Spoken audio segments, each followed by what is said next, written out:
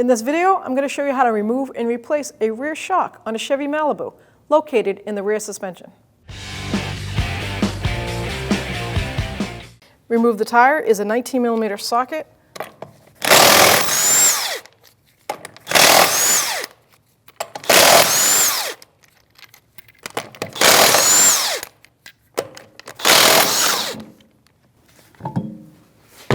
So we can access the upper shock mount easier. I'm just going to take these two screws off that hold that fender skirt in. That's a 7mm socket. It's just easy to fold it back a little bit. Now you have clear access to that mount. See? A lot easier. So you have 3 mounting bolts for this upper shock mount, and it's a 15mm. I prefer a socket, and we're just going to take these off. The suspension might dip down, but it might not. It's not that critical. Yeah, see, no drop on that. I'm just going to take that out of the way, and now we're going to go to the lower bolt. So the shock lower mount is located right here. It's in the center of that rear control arm. A 21mm nut or wrench for the nut or socket, and the same on the bolt head on the other side. So 21mm here, and I'm going to use a 21mm socket on this side. We're going to just take that bolt right out.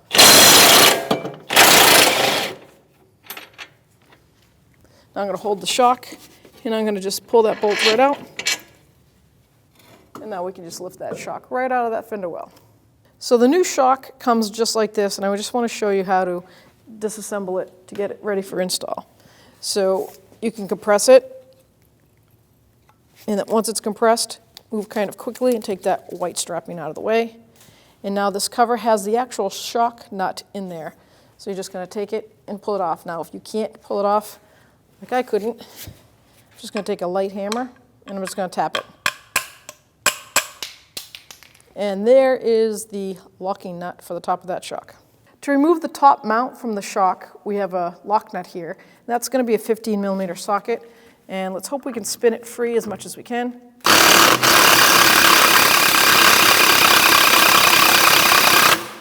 So if you can't get it with the socket and make it spin off, which most of the time you cannot with shocks because the rust forms on the top, 15mm wrench, and then they do make a socket. You can use a pair of locking pliers, but I have the actual socket for it. It goes right over that ear, hold it down. I just have to tap it on because of the rust.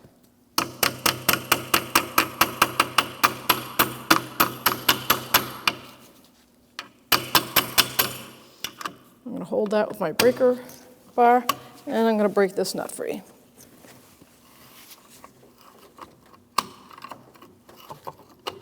So now it's wicked loose. I could take that socket off, spin it off by hand.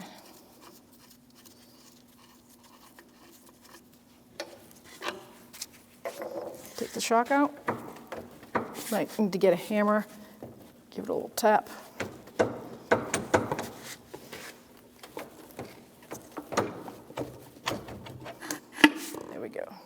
So now before we install our new shock, I like to do what they call start them.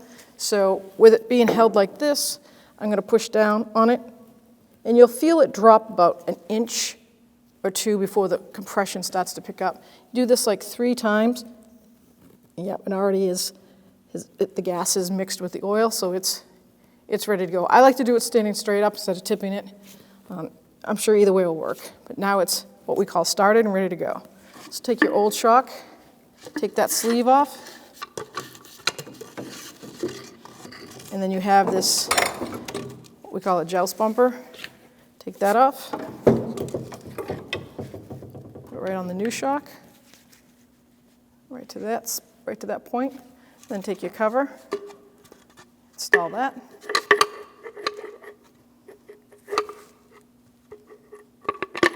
Bring that right up to the mount.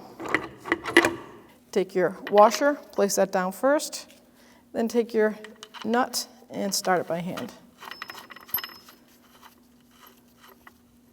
So now to tighten it up, the new nut is a 16mm socket or wrench, and that top shock socket, hold that center bolt or shaft from spinning. We're going to snug it up, and then we'll torque it to the factory specs. I'm just going to snug that down.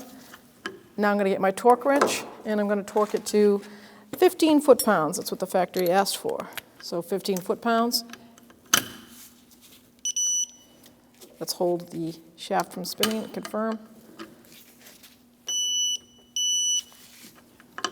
Now I'm going to install the shock. I'm going to bring the bottom in first.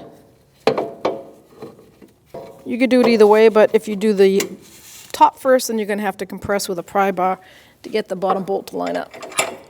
I find this to be the easiest.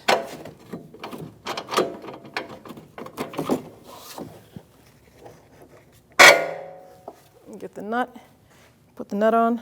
Now I'm not going to tighten this until I get the top mounted. So now we have the bottom of the shock holding in place, and as you can see, there's a little tab here, and that's great because it's going to go right in that V form and hold this mount while I push down on it. So I'm going to give it a squeeze, push down on it, and then let it pop in place.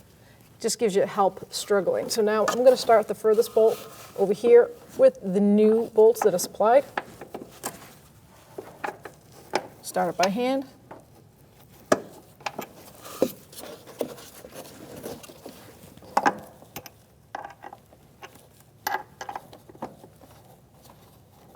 And now bring it over to here. Do the front too.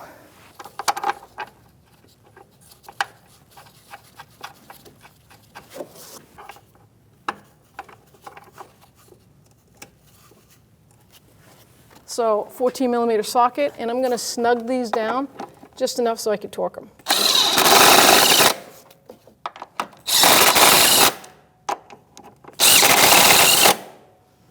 So the torque spec is 43 foot-pounds, and this is a 14 millimeter socket. And I'm going to do a crisscross pattern the best I can with what I got.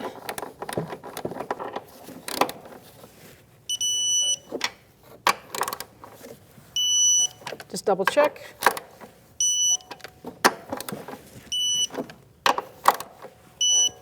Now I'm going to put that fender liner skirt back in before we go down to the bottom bolt.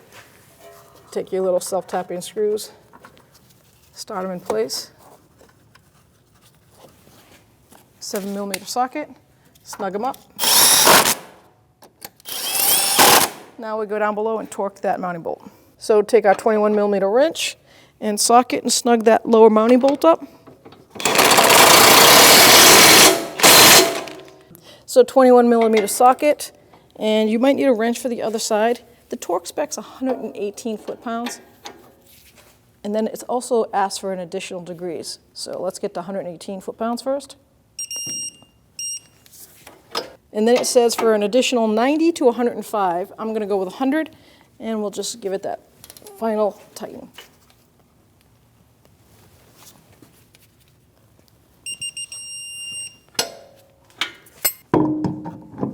Mount your wheel, get your lug nuts, start them by hand. As you can see, there's 5 total. And when we tighten them, we're going to tighten them in a star pattern. It's a 19 millimeter socket, and we're just going to bottom them out and then torque them to specs.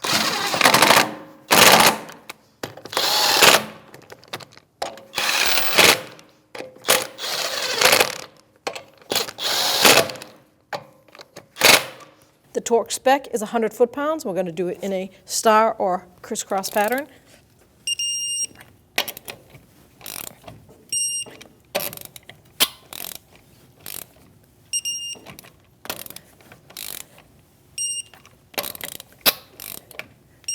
Just double check.